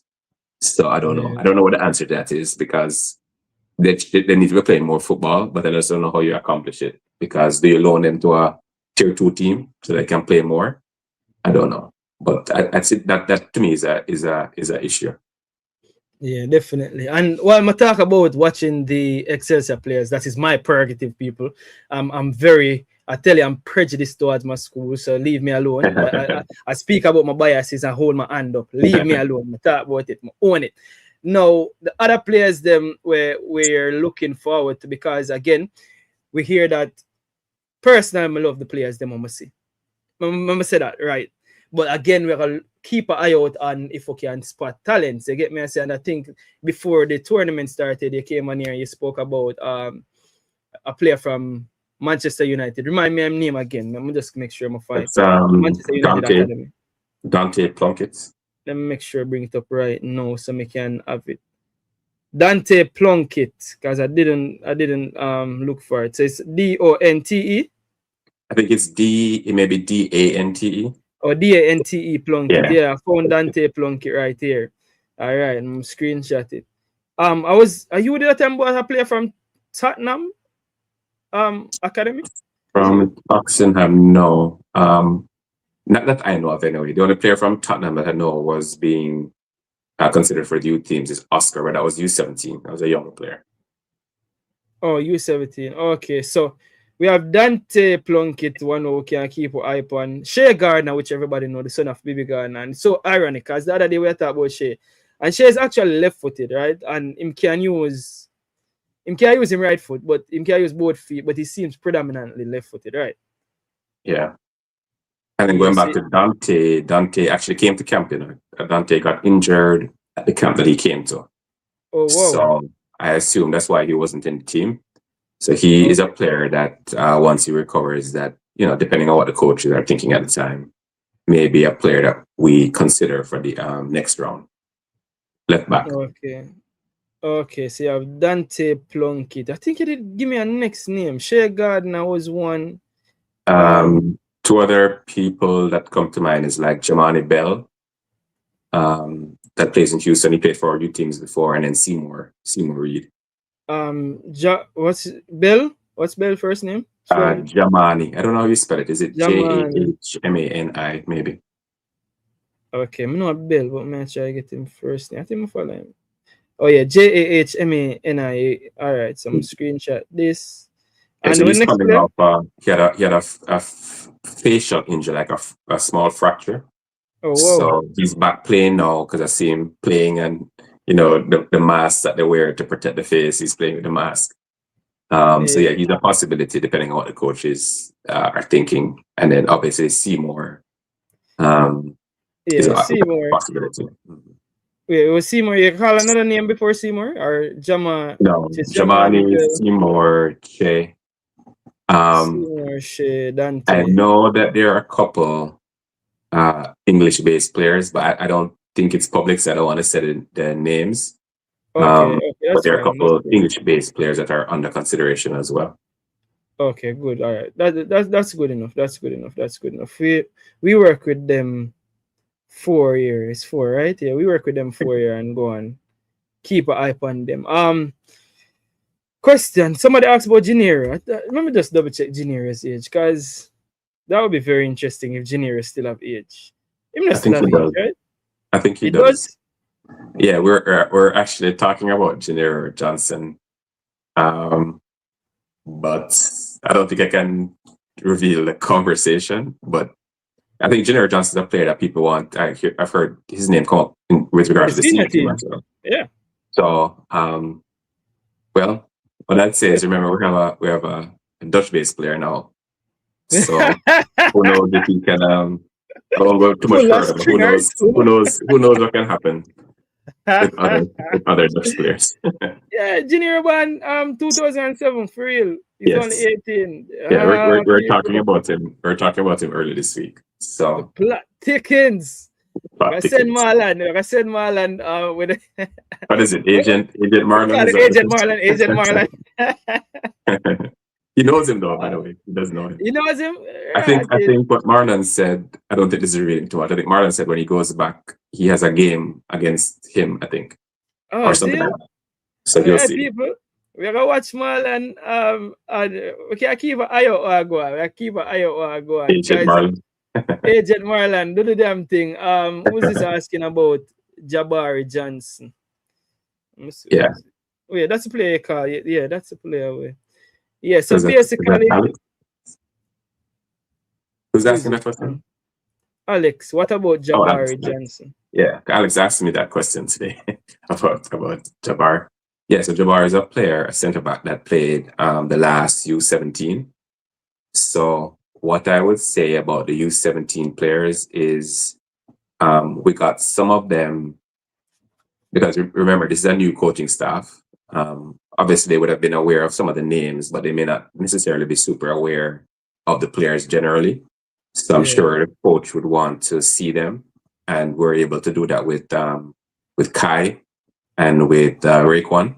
So they were both able to come to like a camp before the last one, so the coach could evaluate them. The coach liked them, and obviously they made a team for that reason. So there were some other two U17 players from last time. Jabbar is one that I can't go into necessarily like who was invited and etc. But like there are other U17 players that we tried to see if we could get them in front of the coach. So yeah, so individual situations, I can't necessarily discuss them, but obviously if you think about the team that went to the tournament, a lot of them were the last U17 team, right? Because you had Earl and Jump and Chin and Kai and a lot of these players. So it just depends on whether they can be seen by the coach in the preparation that they're going to have coming up. And they're going to depend on what the coaches think as well, because the coaches have a squad already that did very well. So what is the thinking now? Do they just go out and try to get again the players that they wanted to get originally that maybe weren't released? Do they expand and try to recruit more? Do they look at some more of the U17 players? That's all that's going to be up to the coaching staff. So if it needs facilitation, maybe I can help with the facilitation, but it's going to be up to the coaching staff what they want. Yeah, definitely. It's going to be interesting, and we're going to watch how it all progress. But I think that was pretty much it as it relates to the expert. Did I miss anything that we're supposed to talk about as it relates to the U20? I think, I think that one of the things I wanted to talk about before you go, because I know that you're strapped for time as well. Yeah, I think you give me I can stay till 11:30, by the way. So if you have more you want, you need me for, I can okay, stay good, on. good, good. Good, all right, good. So here's one of the things. So taking a look at the past U20 teams are one of the things that I've been doing to forecast the future, right? So the last U20 team are the most successful one that we had in recent time was the one that we went at. Let me bring it up right here real quick. Was it which year this? Was it this one? Let me just double check. No, this was the one last time out. I think it was the one before that. That would have been 2022. Let me just bring it up, right? Because I hear a lot of people saying, and this is what I wanted to talk about and point out. So it was the CONCACAF Championship U20 2022. Let me bring it up right now. So this was after the qualifying round. So this was where we're going to be right now. So this is actually the tournament, people. So what we just played is the qualifying for this tournament, which is called the CONCACAF Championship U20. Get it straight, people, right? So the tournament is called CONCACAF Championship U20. This was in 2022, where this is the best we did in recent times, right? So what I find very interesting was that we were in a group, same thing, but I think the format different this time around. So this was before the format changed. I think the format is going to be like this, which is the 2024. So this is how the format is going to be. We're going to be in one of the groups of three. So there are going to be three groups, A, B, and C, where the top 4 teams in each group. Yeah, 4 teams in each group. Yeah, 4 teams in each group, 3 groups, A, B, and C, where the first and the second place team, along with the 2 best third place teams, will make it through to the playoffs, which is going to be directly starting with the quarterfinals. Now, if you win a quarterfinal, you're basically gone to World Cup. Because if you win a quarterfinal, you would be in the semifinals, and once you're in the semifinals, you're headed to the U20 World Cup. It's simple as that. So basically, it's about 4 games away, right? Because you have 3 games in the group stage. 1, 2, 3. If you manage to get out of the group stage, all you need to do is win a quarterfinal, and you're in the World Cup. So it's basically 4 more games. Now, looking at the draw, looking at this on your screen now, the draw will take place. Let me see when the draw will take place. I don't know when exactly the draw will take place. But looking at the seeded teams based on how it's looking right now on your screen, you have USA number 1, Mexico number 2, Honduras 3, Panama 4, Cuba 5, and Guatemala is ranked number 6. Jamaica is ranked all the way at number 12. Only team that ranked below us is Antigua and Barbuda, right? Now, one of the things I find interesting in going back and looking at previous years is that most of the time is that if you take a look at the last tournament, this one is the last one, right? If you take a look at the last tournament, Jamaica, as expected, is probably, along with Trinidad, is the only English-speaking teams where really get through to the final round per se. English-speaking team from the Caribbean, as expected, right? So it's mostly the Central American team, the USA, the Mexico, Haiti, Cuba, basically. So I'm here trying to forecast, like, let me predict what the group might look like. So you might find a group with Guatemala, USA, Guatemala as 1 and 6. I'm just saying. You might find a group with USA, Guatemala, Costa Rica, and Antigua and Barbuda. For example, right? Then you might find the next group with Mexico, Cuba, El Salvador, and Jamaica. But say, for instance, we ended up in a group with, I'm predicting, Mexico, Cuba, El Salvador, and Jamaica. I honestly feel confident enough. Looking back at the last year's tournament, it seems like 1 victory. Because I see teams here. This was the last tournament. No, this was the one before. Let me look at the last tournament. I see teams making it through to the quarterfinals with only a win. So yeah, because it's only 12 teams in the tournament and 8 of them make the playoffs. So only 4 of them drop out at the first hurdle. exactly. So I think one thing is making the playoffs, and the second thing is making the playoffs in a position where hopefully in the playoff game you're not playing Mexico or are USA. I you think that may be the key, because as you say, once you get into the playoffs now, you just have to win one game, right? But if you lose the game, you don't have a chance. So you don't necessarily want to be playing the stronger team. So you want to try to do as well, which is always a balance you have to try to find. Because now you want to do as well in the group stage, either win the group or at worst finish second, so where you're not playing one of the big boys. So yeah. because So who knocked us that's an out? Who idea. knocked us out that year? Was it Dominican Republic? Was that the year that Dominican Republic beat us? I think. Yeah, the year when So last Dominican year Republic was actually. Yeah, Yeah, I 2 years think it ago was was the this year we year. didn't do well. 2 years ago Yeah, was the I think year we got beat heavily, and then the one before that, I don't remember if that was Dominican Republic that knocked us out. yeah. So we beat 80 in because the format was different. So this was round of 16. That was We managed to beat different. 82-1, and then we got knocked out at the quarterfinals by Dominican Republic. Right, And I was at that Dominican game, Republic didn't make unfortunately. it. You was at that game? Yeah, depressing game. Depressing game, but Dominican Republic actually didn't make it to this. I think let me double check. I Dominican don't think they made Republic. it. Who beat Dominican Republic? Yeah, see, they're Was Antigua and it Barbuda actually. Antigua? Yeah. Yeah. So So like Dominican you Republic see the didn't thing, make it. with rankings at the youth level is, I don't think the rankings. 'Cause I think a lot of the time the rankings are based on the performance in the last tournament, which is like, Yeah, for example, why our U15 was playing in League B this year because U17 didn't qualify. So yeah, it's not necessarily that over 20 years who's performing better. It's just based on the last tournament. So if a team yeah, happened to overachieve, they can be ranked third, and a stronger team generally maybe ranked 11th or 12th. So I don't know if the rankings matter that much except for in terms of maybe how the teams are seated in groups or whatever. yeah. But yeah, like Cuba or Guatemala, I don't think you would necessarily say right now, if you go into the tournament, that they would necessarily be stronger teams than Jamaica, who's ranked so low. So Yeah. if you take the rankings with a grain of salt, I think. So based on what me I do, cause me I envision another soup group. Me I tell you the truth, Kerry.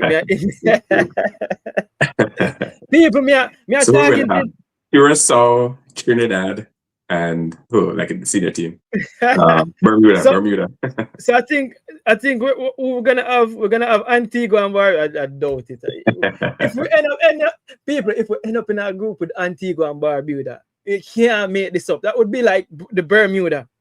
That would be like the Bermuda. I don't even know how the draw works. I have to go look into it a little bit more in terms of, is the draw based on, I don't even know how the draw is, because you have 6 teams that were already there, right? That didn't play the qualifying, and you have 6 teams that qualified through the tournament we just played. So how they do the groups, do they do that in pots? I don't even know.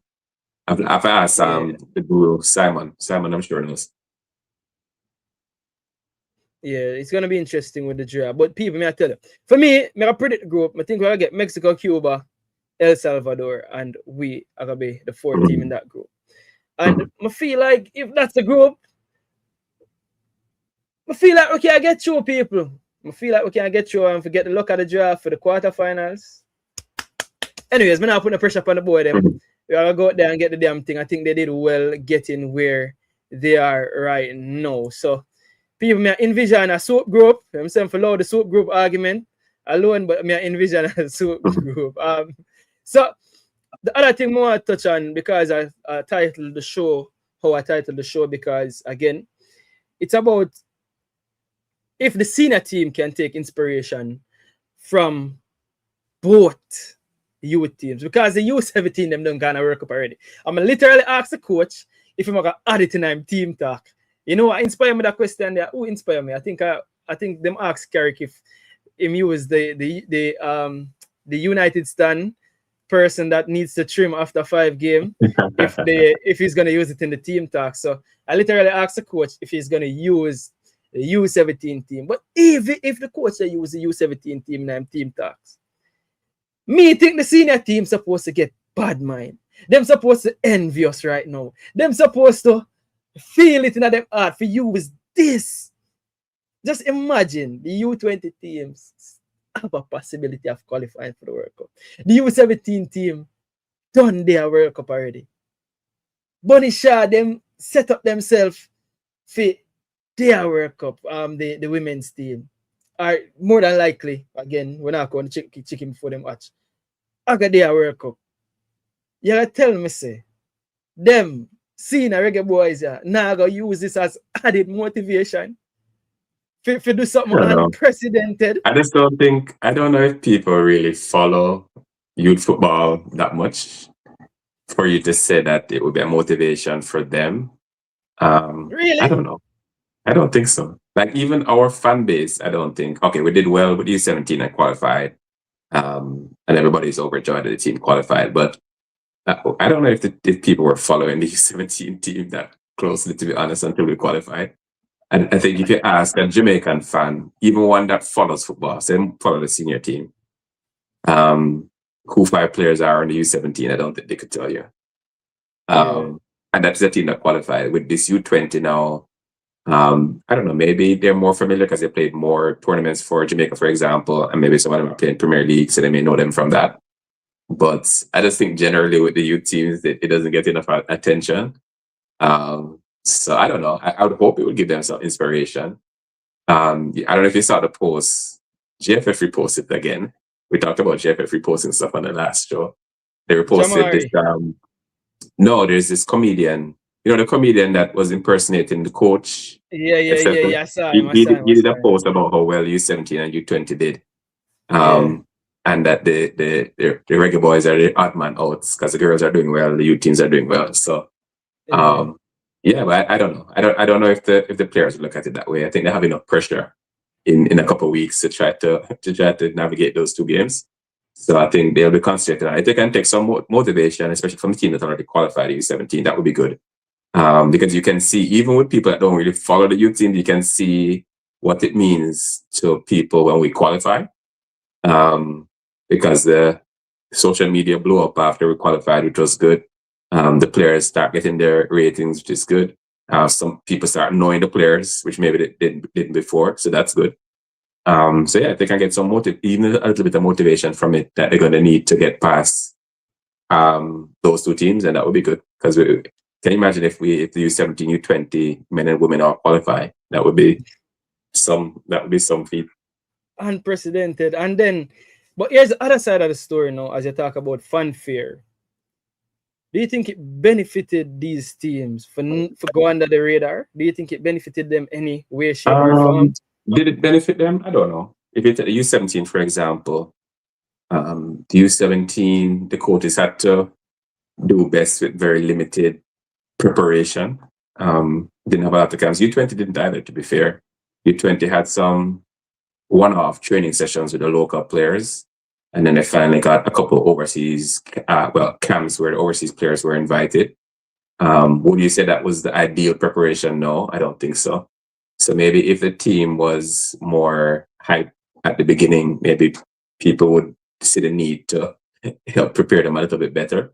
But obviously also understand that the federation have limitations. They're spending so much on the senior team that maybe there's not a lot to go around for the youth teams.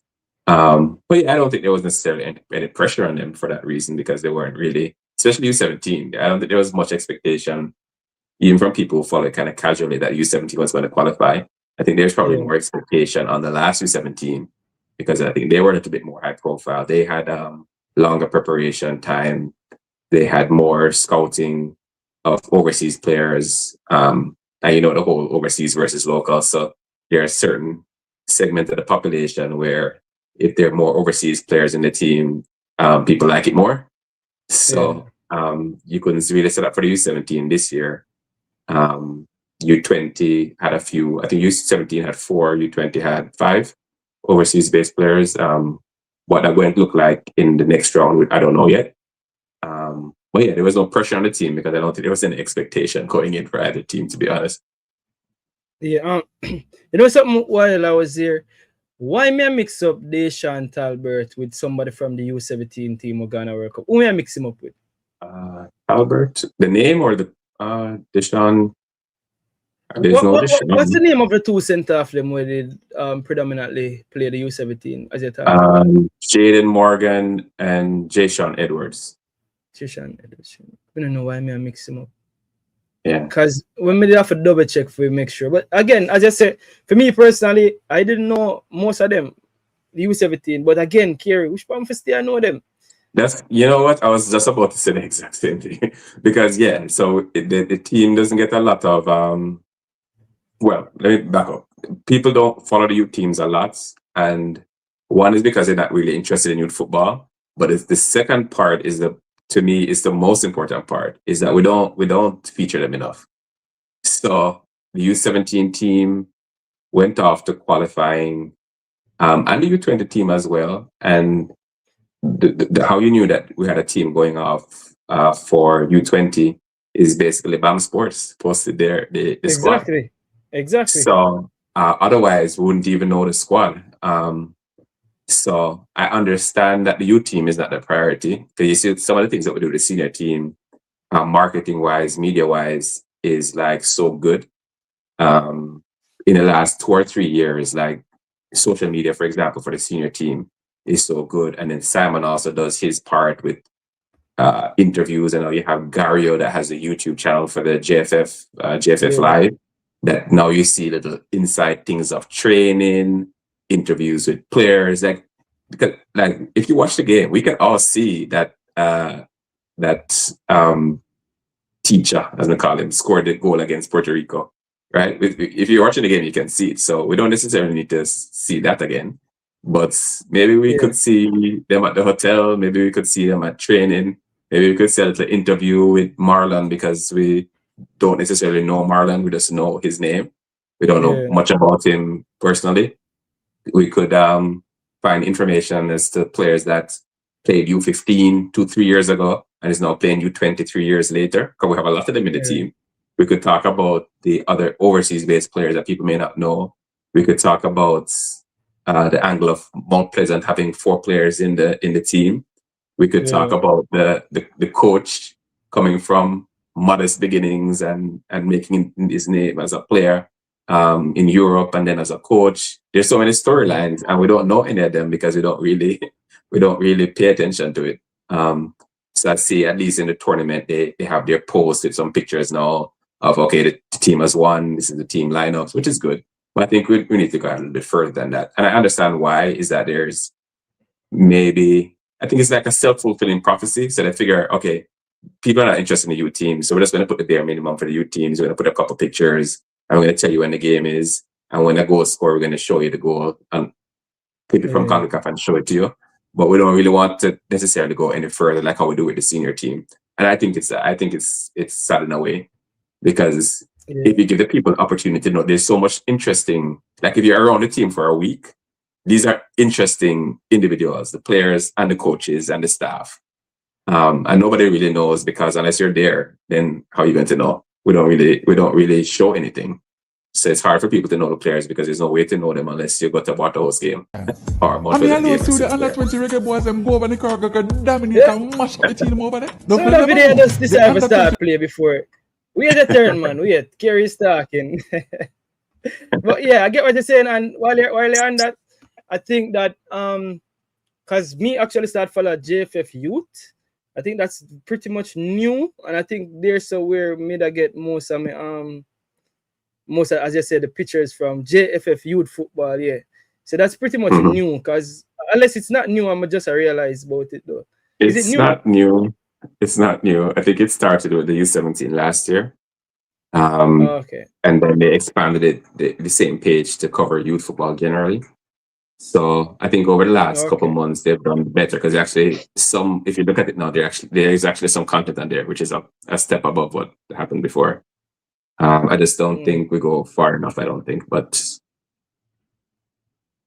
now U20 went to a tournament, and we don't even have like images or pictures of them at the airport, for example. People Yeah. love to see that stuff.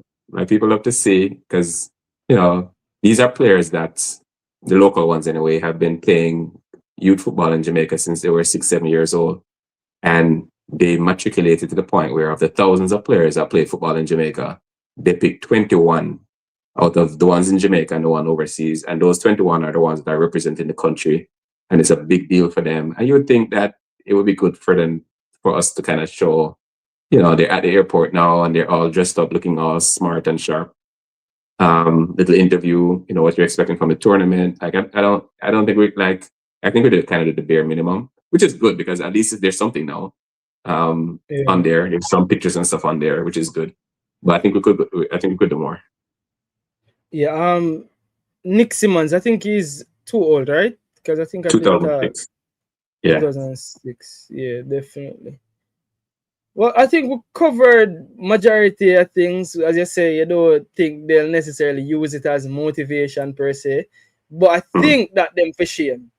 Just like the video I play, because I'm glad I bring up that video because I was supposed to play that video at the end of the show, as I'm gonna run out the show now. But I think the big man, them, the senior team, only for shame, only for use this as extra motivation. U17 Ghana World Cup, U20 stand up, well, we don't know. But U20 still in with a good chance. And make a dream for a soup group for the youth them.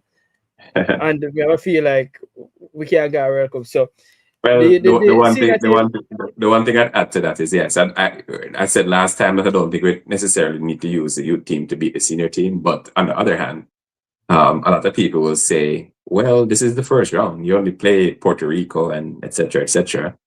The senior team only played Curacao and Trinidad. We didn't qualify. So I think you have to put things in perspective as well. Puerto Rico, I was even saying this because we played Puerto Rico in the U15 final just this past year. And when we looked at Puerto Rico's squad list, it was all like MLS Academy players, and U20 just now was the same. So it's not Puerto Rico, the little Puerto Rico that we think of as a baseball country from 5 years ago. We thought of Dominican Republic the same until they knocked us out of U20 because they have access to American players that are playing professionally. So I think the sentiment that, yes, I understand that it's going to be tougher teams in the next round. But, beating Puerto Rico, for example, is not automatic. Because Puerto Rico has players that are playing more football than some of our domestic-based players.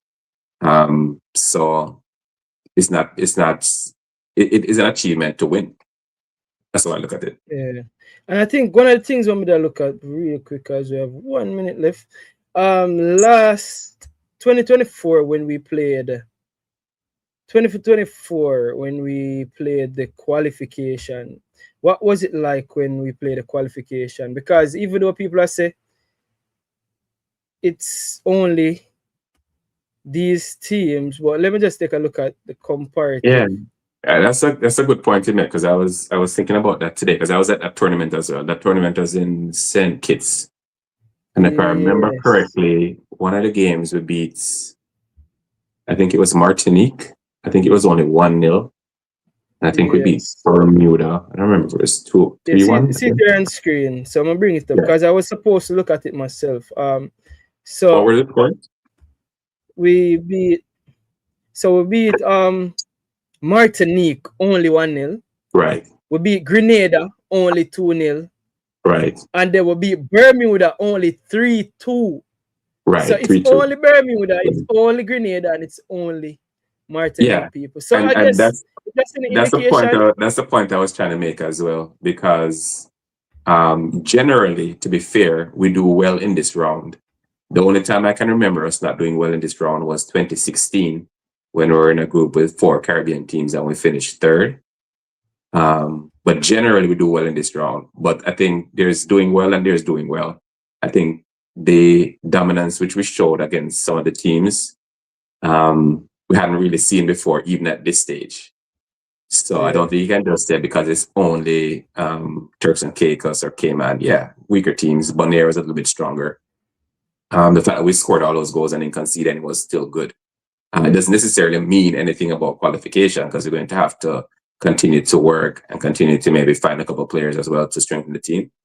But you can only play the games that you're given, and I think if you win all 5 games and score 28 goals and didn't concede any, Exactly.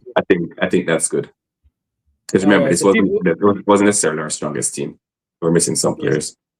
Exactly. So people, this is, as I said, the video's title is worded how it's worded, and I guess next, I think on the weekend show I'll talk about Bailey and Whisper. Let me just leave it for the weekend. Every time you have career, Affy get hit with them flowers, and that takes center stage, right? So here's the thing where you leave me with the carry. There's expectation, and then there's exceed expectations. So based on what you're saying to me is that we expected them to do well in this round, but they, in my opinion, let me say it, I think they exceeded expectation. Because if you're at work and you have to do like, what them call it? Because I have something for doing, my supervisor, go watch a show, and I have something for doing, my PE, performance evaluation. You have expectation, you have exceed expectation. So I guess them say them exceed expectation. One of them stay grounded, one of them continue to develop. But we also have to say congratulations for them. We'll see what them do, and we have to give them flowers. Kerry, once again, I don't know when next time, because we have a plan for next time you're gonna be here on the show. But before that, people, 100 other way there. It's entire Kerry there. I'm gonna forget to tell them to hit the like button. Why? Because the reason just always get so nice, I will get carried away. People go ahead and hit the like button and the show, especially when Kerry over here, when I have a show say a quality information we get from Coach Kerry. Coach Kerry. Fake coach. A quality information we get from Coach Kerry. So we have to show him some love. You get me and say big and serious things. Always a pleasure, Coach Kerry, because me start put respect for your name now. It's always a pleasure. I don't think we missed anything. You see me, we're 3 minutes over your time. But thanks for passing through. Thanks for bringing the wealth and knowledge you always bring. And I think the next time I'll see you on the show, God spare your life, is whenever you're ready. Let me just put it down, whenever you're ready. But I think, I don't know why, for some reason, I think when the youth team play, that is when. Because I can't get expertise from nowhere else. So probably. So I guess probably when before the tournament begins. But I guess probably we'll pass through before then. When they will qualify for World Cup. And it was always a pleasure to be on, because like we were just talking about, I don't think the youth team gets enough exposure. So maybe some of these players we're talking about is the first time people ever heard about anything about the player. So it's good. I think it's good. Before I jumped on, I actually posted on my Instagram that I was going to be on live. So I'm sure some of the players are actually watching now and appreciating the fact that they get a little spotlight. So that's always good that you expose them in that way. I just send you the link and make them, but them would probably find it for real. But yeah, that's good. Kerry, I'll be a mix up a going over here. So Kerry, my sister, like, I don't people in the comment section. I get set up now. Tell them to send a picture. Boy, but Kerry, it's a pleasure. It's a pleasure, Coach Kerry. And you don't know, until next time, just big up yourself and thanks for passing through, people. We're going to run out the video with this, the classic video where Coach Kerry talk about, and we're going to run it out with it. I mean, I don't see the under 20 Reggae Boys them go over the car, go dominate and mash up the team over there. No, you'll never know. The under 20 Reggae Boys them go play one CONCACAF championship to qualify for the World Cup. Now they play the first round, people. And you them scored 28 goals.